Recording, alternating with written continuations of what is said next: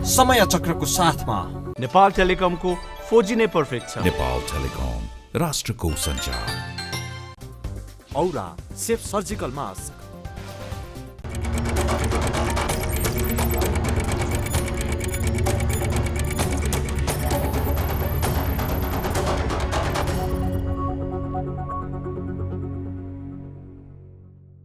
इमानदार, मेहनती र देशभक्तहरूलाई सम्मान गर्दै व्यतिथि, भ्रष्टाचार र अन्याय विरुद्ध हाम्रो निगरानी, यो हो टेलिभिजनको समय चक्रमा यहाँलाई हार्दिक स्वागत छ दर्शकवृन्द। म विक्रम श्रेष्ठ। एक वृद्ध अस्पतालको बेडबाट छोराको हत्याराहरूलाई कारबाहीको माग गरिरहेकी छिन्। पति नन्दप्रसाद अधिकारीको निधन भएपछि गङ्गामाया अधिकारी अहिले एक्लै परेकी छिन्, तर उनले न्यायको माग परित्याग गरेकी छैन। नेपालबाट हजारौं किलोमिटर परको देशमा कहीँ कतै कुनै अनसनकारीको मृत्यु भयो भने नेपालमा मानवाधिकारबारे बहस नै छिडिन्छ। तर 5 वर्ष अघि अनसनमै नन्दप्रसाद अधिकारीको मृत्यु भयो। अहिले उनकी पत्नी गङ्गामाया पनि न्याय नपाए प्राण त्याग गर्छु भनिरहेकी छिन्। के यो देशले गङ्गामायालाई न्याय दिन सक्ला? गत वर्षको चैत महिनामा टर्कीमा अनसन बसेकी 28 वर्षकी हेलिन बेलोकको मृत्यु भएपछि संसारको ध्यान तानियो। मानव अधिकारको क्षेत्रमा काम गर्ने धेरै नेपालीहरूले पनि त्यो घटनालाई जोडेर मानव अधिकार मामिला जोडतोडले उठाए। नेपालभन्दा 5000 किलोमिटर परको देश टर्कीमा एक युवतीको ज्यान जाँदा जतिले रुवाबासी गरे, नेपालमै यस्तो अर्को घटना होला कि भन्नेमा चाहिँ मानिसहरूको चासो देखिएको छैन। पुस 5 गतेदेखि गोर्खा फुजेलकी गङ्गामाया अधिकारी छोरा कृष्णप्रसाद अधिकारीको हत्यारालाई सजायको माग गर्दै अनसन बसिरहेकी छिन्। मलाई त अहिले के लागिरहेछ भने गङ्गामायाको जीवन रक्षा होइन कि उनको पनि मृत्यु भयो भने या तपाईँको अनसन क्रममा चाहिँ उनको जीवन गयो भनेदेखि अनि यहाँ समवेदना दिन, श्रद्धाञ्जली दिन चाहिँ पछाड पछाड हुन्छ कि यो खालको व्यक्तिवादी समाज भइसक्यो। गङ्गामायाको एउटा हातमा छोरा कृष्णप्रसाद अधिकारीको मृत्युको मिति लेखिएको छ भने अर्को हातमा पतिको मृत्युको मिति लेखिएको छ। पति र पुत्रको मृत्युको मिति हातमा खोपाएर उनी 7-8 वर्षदेखि न्याय खोजिरहेकी छिन्। पानी जाँदैन, मुटु ड्यामेज हुन लाग्छ भनेको छन् डाक्टरहरूले। अब मलाई यहाँ गरिरहेको छन्, तर म किन्ने कि मृत्यु भनेर बसिसकेपछि अब मलाई यसले केही भन्दा पनि म अनसन तोड्नेवाला पनि छैन। गङ्गामायाले कहिले न्याय पाउँछिन् त? यो प्रश्नको जवाब 61 साल यता बनेका कुनै पनि सरकारले दिन सकेका छैन। तत्कालीन माओवादी विद्रोही र राज्य पक्षसँग कुनै साइनो नभएका कृष्णप्रसाद अधिकारीको 61 सालमा चितवनमा हत्या गरिएको थियो।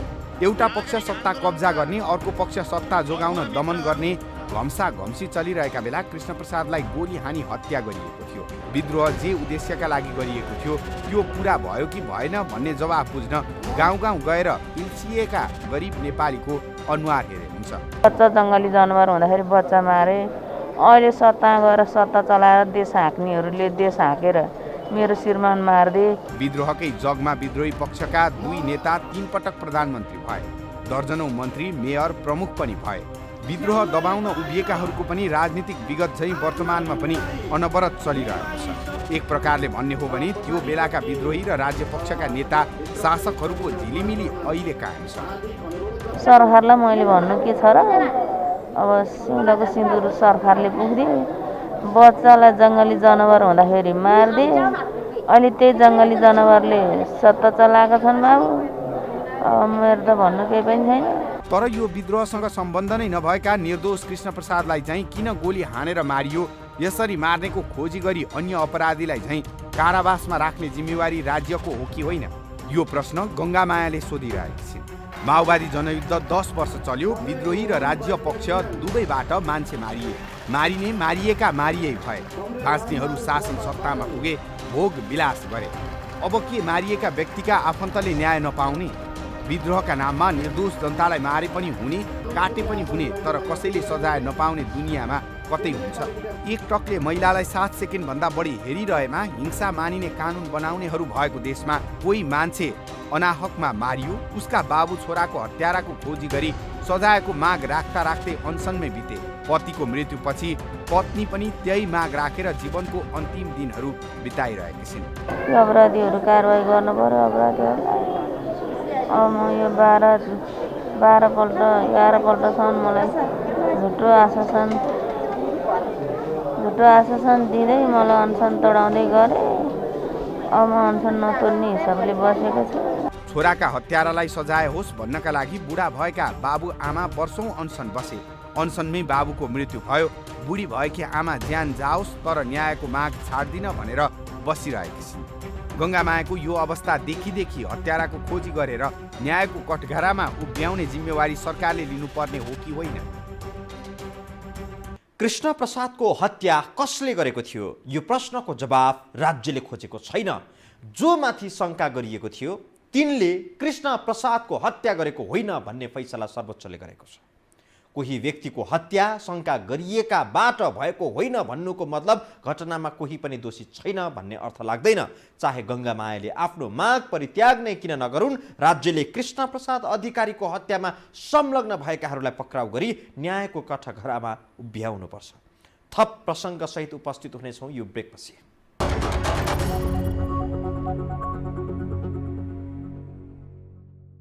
कृष्ण प्रसाद अधिकारीको हत्या तत्कालीन माओवादी कार्यकर्ताले गरेका थिए, तर ती कार्यकर्ता को थिए भन्ने अनुसन्धान राज्यले गरेको छैन। द्वन्द्वकालमा भएका मानव अधिकार उल्लङ्घनका घटनामा कारबाही गर्न नमिल्ने नजिर र अन्तर्राष्ट्रिय प्रचलन पनि छैन। कृष्ण प्रसाद राज्यका सैनिक प्रहरीसँग भिडन्त गर्न जाँदा मारिएका होइनन्। उनी सैनिक वा प्रहरी भएर माओवादीसँगको दोहोरो भिडन्तमा पनि परेका होइनन्। उनी आम नागरिक थिए जसको सङ्घर्षरत कुनै पक्षसँग कुनै साइनो पनि थिएन। अनि रिसकै झोकमा कसैले कसैलाई मार्न पाउँछ र?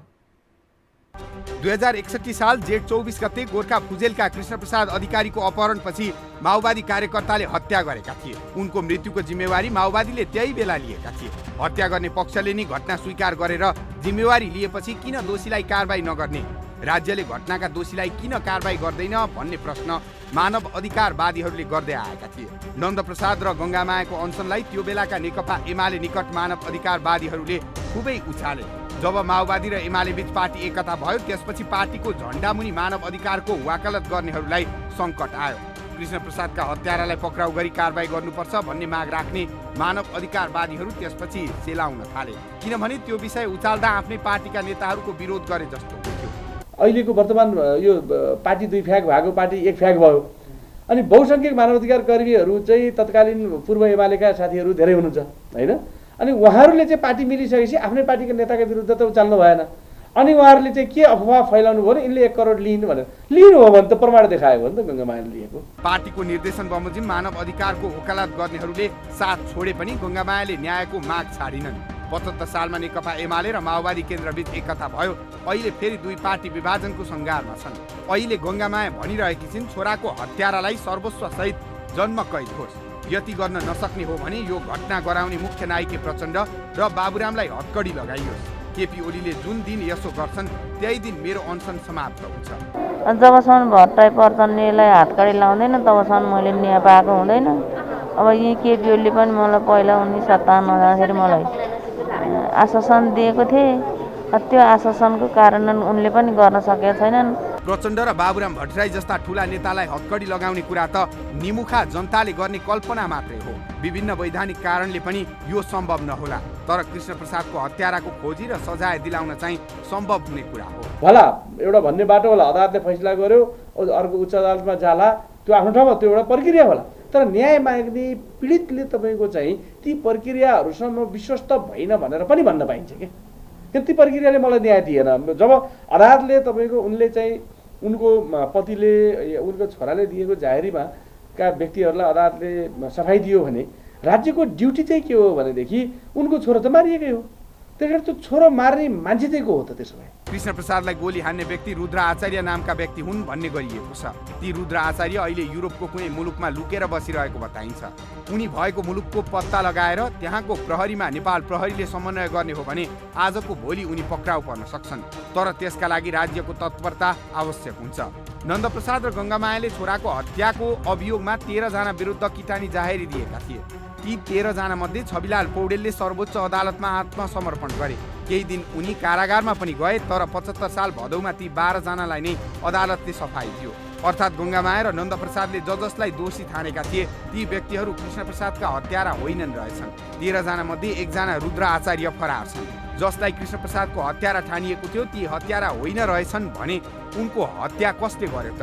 उनको छातीमा गोली कसले बर्सायो त? शङ्का गरिएका व्यक्ति दोषी होइन रहेछन् भन्ने प्रमाणित भएपछि मुद्दा सकियो त? अहिलेको मुख्य प्रश्न यही हो, आखिर कृष्णप्रसादको हत्या कसले गरेको थियो? हत्यारालाई न्यायको कठघारामा ल्याउन सरकार किन खुट्टा कमाइरहेको छ त? अदालतमा पनि तपाईँको चाहिँ त्यो विषयमा जति बुझ्नु पर्ने प्रमाणहरू त्यति बुझिएन, किनभने तपाईँको चाहिँ सरकारी साक्षीलाई नै गङ्गामायाले आफैले उनका वकिलले तपाईँको निवेदन दिएर बोलाइदेऊ भन्दाखेरि पनि अदालतले त्यो पनि सुनिदिएन। भनौँ त गङ्गामायालाई जहाँसुकैबाट ठगिनु नि, अनि उनलाई एउटा आशा के थियो भने अब नेसनल निकायहरू स्थानीय उपायले उनले न्याय प्राप्त नगरेपछि चाहिँ अन्तर्राष्ट्रिय निकायहरूले उनलाई अलिकति चाहिँ चेप्छन् भन्ने एउटा आशाको केन्द्रमा उनी बाँचेकी थिइन्। त्यो पनि धेरै प्रभावकारी देखिएन।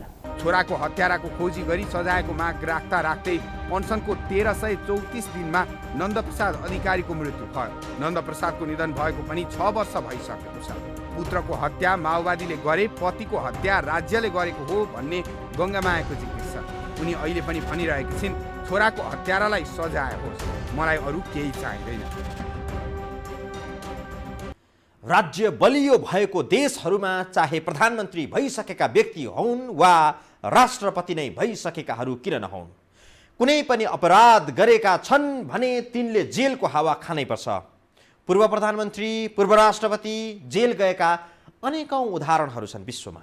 हाम्रै देशमा चाहिँ पद, प्रतिष्ठा, सुविधा ठुलाबडालाई जेल नेल चाहिँ निमुखालाई हुने गर्दछ। अहिलेसम्मको घटनाक्रमले पनि यही देखाइरहेको छ। थप प्रसङ्ग जोड्छौँ यो ब्रेकपछि।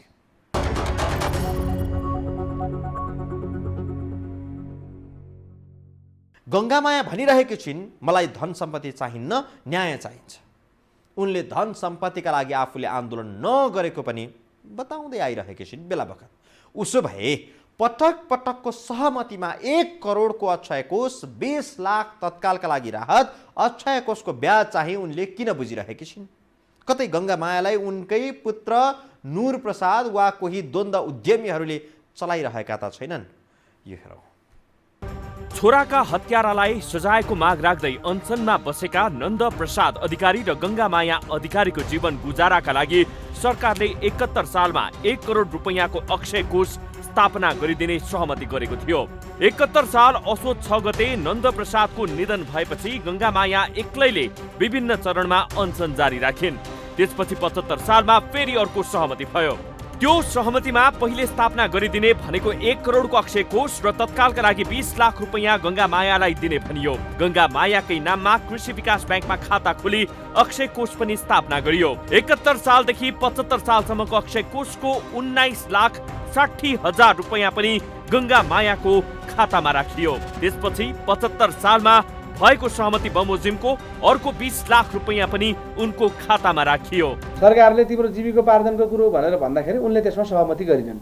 नगरेपछि उनले तल आफ्नोमा के लेखिन् भने उनले चाहिँ नोट अफ डिसेन्ट जसरी, म पानी पिठो र हर्लिक्स यति खाएर मेरो सत्याग्रह चाहिँ म कायम राख्छु, न्यायका लागि मेरो लडाइँ कायम रहन्छ होइन भनेर उनले सहमति गरेकी छिन्। बाँकी कुरासँग उनले सहमति गरिनन्। छोरोको हत्या छविलाल पौडेल समेतले गरेको दावी अधिकारी दम्पतिको थियो। स्वर्गीय कृष्णप्रसाद अधिकारीको गुरु समेत रहेका 79 वर्षका छविलाल पौडेलले सर्वोच्च अदालतमा आत्मसमर्पण गरेपछि 2 वर्ष अघि गङ्गामायासँग ओली सरकारले नयाँ सहमति गर्यो। गङ्गामायाले उठाएका अधिकांश माग सम्बोधन भएका कारण राष्ट्रिय मानवाधिकार आयोगका अध्यक्ष अनुपराज शर्मा र तत्कालीन कानुन मन्त्री शेरबहादुर पुनले गङ्गामायालाई जुस खुवाएर अनसन अन्त्य गराएका थिए। गङ्गामायाको माग बमोजिम 13 मध्ये 12 व्यक्ति पक्राउ परेका थिए। 71 सालमा दिने भनिएको 1 करोड पनि अक्षय कोषमा आएको थियो। त्यसको ब्याज 19,60,000 र पछि 20 लाख रुपैयाँ बेग्लै पनि गङ्गामायाको खातामा आएको थियो। 75 साउनमा अनसन अन्त्य गरेकी गङ्गामाया 2 वर्ष 5 महिनासम्म शान्त भइन्। अहिले फेरि उनी अनसनमा छिन्। मेरो विषय भनेको के हो भने मेरो छोराको हत्या गर्ने मान्छेलाई कानुन बमोजिम कारबाही हुनु पर्यो। जसरी अरू हत्याका हत्याराहरूलाई कानुन बमोजिम कारबाही भइरहेको छ, हतगडी लाएर लगेको छ, जेलमा राखेको छ, त्यो चाहिँ मेरो छोरालाई मार्नलाई पनि हुनु पर्यो। त्यो नहुने हो भने मेरो बाँच्नुको औचित्य छैन। म चाहिँ डेरा नपाएर वीरस्थल बसिया पनि होइन, सरकारले ल्याएर राखेको पुलिसको घेराभित्र राखेको मलाई होइन, मेरो घरद्वार नभएर म बसिया पनि होइन, यहाँ काठमाडौँ आएको पनि होइन गोर्खादेखि। त्यस कारणले गर्दाखेरि मलाई कसको सरकार छ को छैन मतलब छैन, मेरो लागि सब बराबर हुन्। सरकारले गंगा मायाको सबै माग पूरा गरे पनि उनलाई अझै के चाहिएको हो त? अब मेरो दोषी भनेको त यी भट्टाइ पर्तने नै हो बाबु। जसले अपराधी बोक्छ उसैलाई अपराधी भन्ने होइन। अब अपराधी बोकेर उनीहरूले अपराधीलाई समर्थन गरेर अपराधीलाई यसलाई कारवाही मेरा कार्यकर्ता हुन् यिनीहरूलाई कारवाही हुन पाउँदैन भनेर उनीहरूले लैसकेपछि अब मेरो अपराधी भनेको त यही भट्टाइ पर्तने लगायतका मान्छेले मारेर त मेरो बच्चा भन्ने मैले सोचिरहेको छु। अनसनमा पतिको मृत्यु, एक छोराको माओवादीबाट हत्या भएपछि अब गंगा मायासँग एक मात्रै छोरा नूर प्रसाद छन्। नूर प्रसादको आचरण विवादित छ। आफ्ना भाइको हत्यापछि अनसनमा बसेका वृद्ध आमा बाबुलाई छाडेर उनी लामो समय बेपत्ता भए। धेरै पछि उनी सम्पर्कमा आए तर उनी छोरा हुनुको जिम्मेवारी वहन गर्न भन्दा पनि आमा बाबुलाई अनसनमै उक्साउन प्रयत्नशील जस्तो देखियो। 61 सालमा कृष्ण प्रसादको हत्या भएपछि त्यसको लगभग 10 वर्षपछि अधिकारी दम्पतिले न्यायको माग राखेर अनसन थालेका थिए। गोर्खाको फुजेल भन्ने गाउँबाट उनीहरू न्याय माग्न काठमाडौँ आउँदा आफ्नो घर, खेतबारी, चौपाया कसैको जिम्मा नलगाई आएका थिए। गोठमा रहेका गाई बस्तुलाई दाम्लोमै बाँधेर उनीहरू काठमाडौँ आउँदा ती गाई बस्तु भोकले धेरै दिन कराइरहे। गाउँलेहरूले समेत दाम्लोमा बाँधिएका गाई बस्तुलाई घाँस पराल दिएनन्। ती गाई बस्तु खान नपाएर गोठमै मरे। एउटा छोरा मारिदिए, बाउ मारिदिए, मेरो घरमा भएको पशु चौपायाको पनि 12वटा लास बनाइदिए। अब म पनि यो आदि लास हो बाबु। यो घटनापछि न्यायको माग गरेर अनसन बस्ने अधिकारी दम्पति बारे पनि मानिसहरूले प्रश्न उठाएका थिए। पटक पटक सरकारसँगको सहमतिमा पैसा दिन स्वीकार गर्ने अनि फेरि हामीलाई पैसा होइन न्याय चाहिन्छ पनि भनिरहने जिकिर अमिल्दो पनि देखिएको छ। पैसाका लागि उनले अनसन बसेकी हुन् त हामी पनि भन्दैनौँ, तर केही प्रश्नहरू अवश्य उठेका छन्। गंगा मायालाई न्याय चाहिएको हो र उनको पैतृक सम्पत्ति नै पर्याप्त छ भने राज्यले दिएको पैसा राज्यले नै फिर्ता गरेर यो सत्याग्रहलाई अझै कञ्चन बनाउन सक्छिन्। चाहे गंगा मायाको आन्दोलन अन्त्य नै किन नहोस्, कृष्ण प्रसादका हत्याराहरूलाई राज्यले खुलेआम हिड्न दिनु चाहिँ कदापि राम्रो हुन्न। आजलाई समय चक्र सकियो। समय चक्रका साथै यस टेलिभिजनका सम्पूर्ण समाचार बुलेटिन कार्यक्रम यो हो टेलिभिजन.com, यो हो खबर.com, युट्युब र फेसबुकमा पनि पढ्न र हेर्न सक्नुहुनेछ। मोबाइलमा यो हो टिभी एप डाउनलोड गरी हामीलाई प्रत्यक्ष हेर्न सक्नुहुनेछ। बिदा दिनुहोस्, नमस्कार।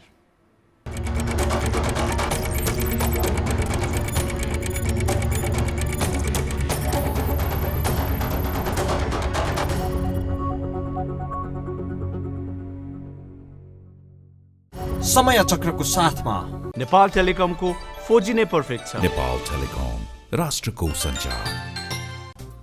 औरा सेफ सर्जिकल मास्क